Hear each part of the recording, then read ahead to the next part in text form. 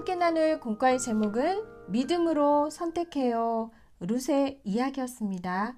자, 공과 보면서 같이 한번 말씀 읽어보겠습니다. 룻이 이르되 내게 어머니를 떠나며 어머니를 따르지 말고 돌아가라 강권하지 마옵소서. 어머니께서 가시는 곳에 나도 가고 어머니께서 머무시는 곳에서 나도 머물겠나이다. 어머니의 백성이 나의 백성이 되고 어머니의 하나님이 나의 하나님이 되시리니. 아멘. 자, 룻은 시어머니가 고향으로 돌아가라고 했을 때 어떻게 했나요? 고향으로 돌아갔나요? 아니죠. 어머니를 따라가겠습니다. 어머니의 하나님이 나의 하나님이시기 때문입니다. 라고 말하며 하나님을 믿는 믿음의 삶을 향해 떠나게 됩니다. 자, 오늘 룻을 통해서 우리는 어떤 믿음을 배우게 되나요? 우리는 매일매일 무엇을 할까? 어떤 길을 걸어가야 될까? 선택을 하며 살아가게 되는데 무엇을 또 어떤 길을 선택해야 한다고요? 하나님이 기뻐하시는 것, 하나님의 뜻을 선택해야 합니다. 내 눈에 지금 보기 좋은 것, 나를 즐겁게 하는 것이 아니라 하나님을 사랑하고 이웃을 사랑하라는 하나님의 뜻을 선택하고 그 길을 걸어가야 합니다. 하나님이 원하시는 믿음의 사람의 모습이에요. 자, 우리 말씀 그림 살펴봤는데 오리고 붙여서 공과 만들어 보겠습니다.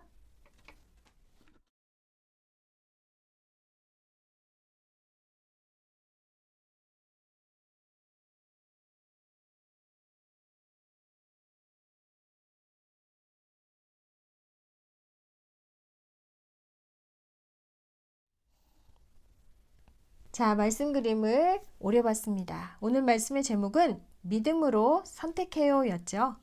누구의 이야기였나요? 룻의 이야기였습니다.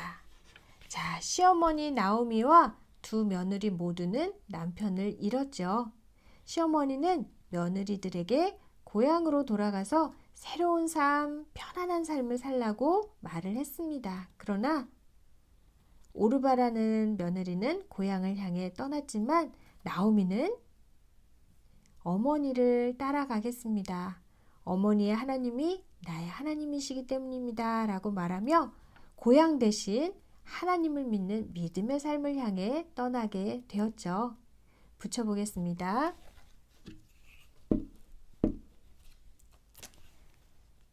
지금 당장 내 눈에 편한 길, 또 내가 익숙한 삶을 가지 않고 하나님을 믿는 믿음의 삶을 선택한 룻.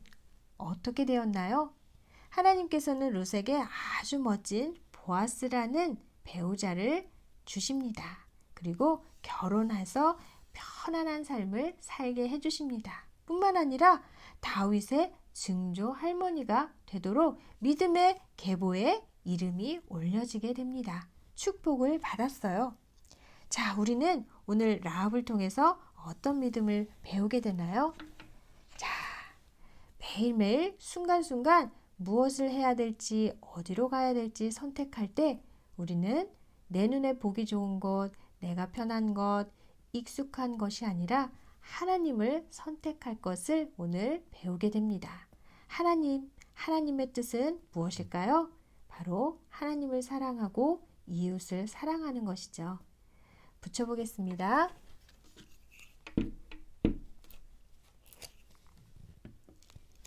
자, 말씀 그림을 붙여봤고요. 우리 마지막으로 말씀 다시 한번 정리해 보겠습니다.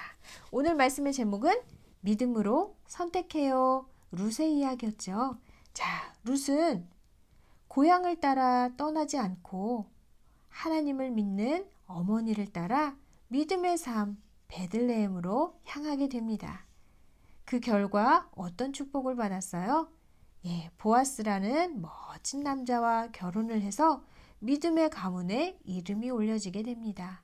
하나님께서는 믿음의 삶을 선택한 룻을 구원의 통로로 사용하십니다.